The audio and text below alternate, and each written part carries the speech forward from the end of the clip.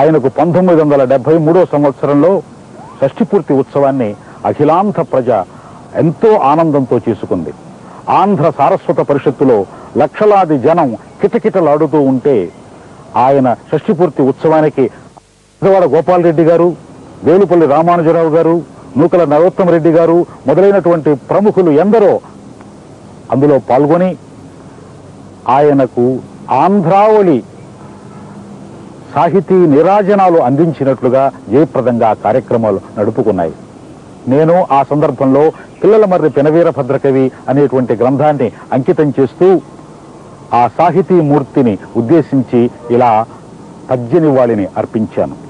వెంకట శాస్త్రి గద్దెనట వేయి ఫణముల విశ్వనాథ శేషాంకుని శిష్యుగా బొడయు అక్కజమైన అదృష్టరేఖ నిశంకగా విశ్వనాథ కవిచంద్రున కబ్బె దివాకర ప్రభాలంకృత దివిశాలుడనురక్తిని శిష్యుడటన్న కీర్తియున్ నీవు గురుడవు శిష్యుడనేను తండ్రి నీది వెలుగుల జిలుగును నెమ్మిమీర పలుకులందున నిలిపిన బాలకుండ బాటనీయది తడబడు పదమునాది నన్నయ్య కవితలో సన్నుతికెక్కిన అక్షర రమ్యత అబ్బెనీకు తిక్కన్న కృతులలో తేట తెలుంగుల తియందనాలకు తెప్పవీవు శ్రీనాథు వాక్ప్రౌఢి చిరయశస్సులు పండి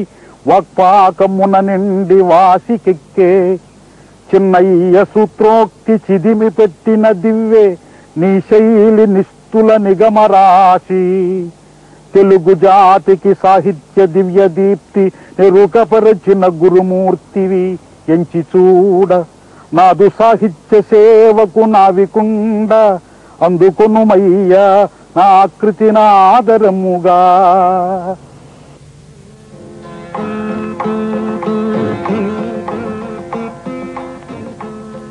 సాహితీ సాగర మథనంలో జనించిన గరళాన్ని తనలోనే దాచుకుని అమృతాన్ని మాత్రమే పంచిన సర్వజ్ఞమూర్తి. సాహిత్య అకాడమీ విశిష్ట సభ్యత్వం నెరపి జ్ఞానపీఠ బహుమతి తెలుగు సంఘానికి 6 ఏళ్ల పాటు అధ్యక్షులుగా ఉన్నారు. పరిశోధన ఆయనకెంత ప్రీతిపాత్రమో, విమర్శ చేపట్టినప్పుడు సద్విమర్శకునిగా ఆయనకున్న విశిష్ట లక్షణాలేమిటో ఆచార్య తిరుమల గారు తెలియచేశారు. ఆచార్య దివాకర్ల వెంకటావధాని గారు ఉత్తమ శ్రేణికి చెందిన విమర్శకులు. ఉత్తమ విమర్శకుడికి ఉండవలసినటువంటి లక్షణాలన్నీ అవధాని గారికి ఉన్నాయి. ఆయన ఏ సభల్లోనైనా ఎక్కడైనా చేసినటువంటి రచనని వస్తువుని సమదృష్టితో విమర్శించేవారే గాని రచయితని ఎప్పుడూ విమర్శించలేదు. అలాగే ఎక్కడైనా సరే గుణాన్ని ప్రతిపాదించటం ప్రచారం చేయటమే గాని దోషాల్ని చెప్పటం అనేది ఆయనకి లేదు. దోషాల్ని వ్యక్తిగతంగా రచయిత దగ్గర చెప్పేవారు, తర్వాత అది అతను చెయ్యకుండా ఉండాలి అని. ప్రజలకి కావలసింది గుణం, దాన్ని ప్రచారం చేసేవారు. అలాగా తన జీవిత ధ్యేయాన్ని అంటే సాహిత్య ప్రచారాన్ని తను సాగిస్తూ ఉత్తమమైనటువంటి విమర్శకుడుగా ఆయన నిలిచారు.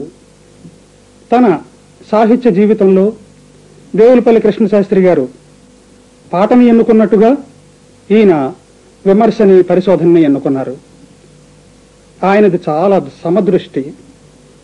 ప్రాచీన సాహిత్యాన్ని మీద ఆయనకి ఎంత మమకారం ఉన్నదో నవీన సాహిత్యం మీద కూడా అంతే సమదృష్టి ఉంది ఆయనకి. ఎక్కడైనా చెప్పవలసి వచ్చినప్పుడు ఆధునిక సాహిత్యాన్ని గురించి ఎక్కడా ఆయన తేలికగా మాట్లాడలేదు. అలాగే సాహిత్య శాస్త్ర రహస్యాలను గురించి, ఆలంకారిక శాస్త్ర ధోరణులను గురించి చెప్పేటప్పుడు అంతకు పూర్వం మనకి కట్టమంచి రామలింగారెడ్డి గారు, విశ్వనాథ సత్యనారాయణ గారు చేసిన విమర్శలు ఉన్నాయి. కానీ ఆ సాంకేతిక పరిజ్ఞానాన్ని ప్రజల వరకు తీసుకుపోవటానికి ఆయన సాధించినటువంటి సారళ్యం చాలా ప్రశంసనీయం.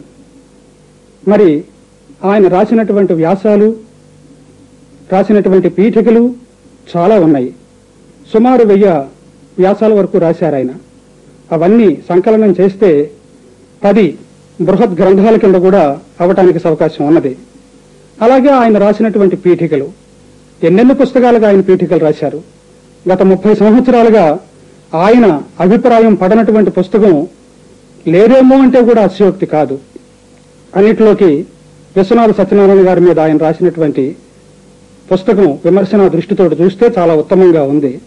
అలాగే సత్యనారాయణ గారు రచించినటువంటి నారాముడు అనేటటువంటి పుస్తకానికి ఈయన రాసినటువంటి పీఠిక చాలా ఆత్మీయత ముద్రతో ఉంది.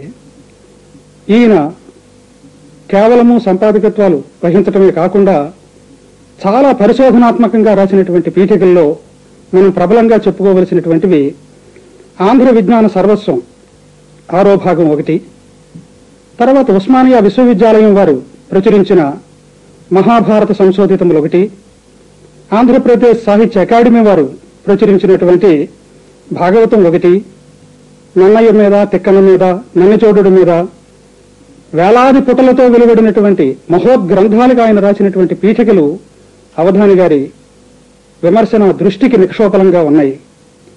మరి కొమ్ములు తిరిగినటువంటి పరిశోధకులే తమ గ్రంథాలకి అవధాని గారి చేత పీఠికలు రాయించుకునేవారు అంటే ఆయన సర్వంకష ప్రజ్ఞ ఎటువంటిదో మనకి అర్థమవుతూనే ఉన్నది. ఆయన రాసినటువంటి సోపానాలు, సాహిత్య సోపానాలు, ఆంధ్ర వాంగ్మయ చరిత్ర మొదలైనటువంటివి చాలా ప్రచారానికి వచ్చాయి. మంత్రశాస్త్ర రహస్యాలన్నింటినూ ఆయన వెలికి తీశారు. హిందూ మతాన్ని గురించి చాలా చక్కనైనటువంటి పుస్తకం రాశారు. ఆయన వరవడి 1950 తర్వాత విమర్శక లోకంలో చాలా ఉన్నది. 1956లో ప్రాంగణన్న యుగం మీద ఆయన వెలువరించినటువంటి గ్రంథం 1956లో ఆయనకు పిహెచ్డిని ఇచ్చింది. అలాగే 1936లో ఆంధ్ర నాటక పితామహుడు అనేటటువంటి సిద్ధాంత వ్యాసానికి ఆయనకి ఎంఏ ఆనర్స్ డిగ్రీ వచ్చింది. దాక్షిణాత్య ప్రతి మూలం అని చెప్పి, నన్నయ్య అనుసరించిన దానికి మూలం అని చెప్పి ఆయన చేసినటువంటి నిర్ధారణ పరిశోధనకి చాలా ప్రబలమైనటువంటి నిదర్శనంగా ఉంది. సంస్కృత మూలాన్ని గురించి ఆయన ఎంతో చెప్పారు.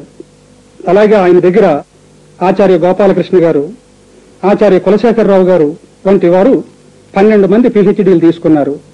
ఆయన విమర్శన దృష్టి, రసజ్ఞత, సహృదయత అర్వాచీన కవిలోకానికి, విమర్శక లోకానికి మార్గదర్శకం. సప్రమాణమైనటువంటి విమర్శని 1950 తర్వాత ప్రవేశపెట్టినటువంటి వ్యక్తి పూజ్యులు అవధాని గారు అంటే అతిశయోక్తి కాదు.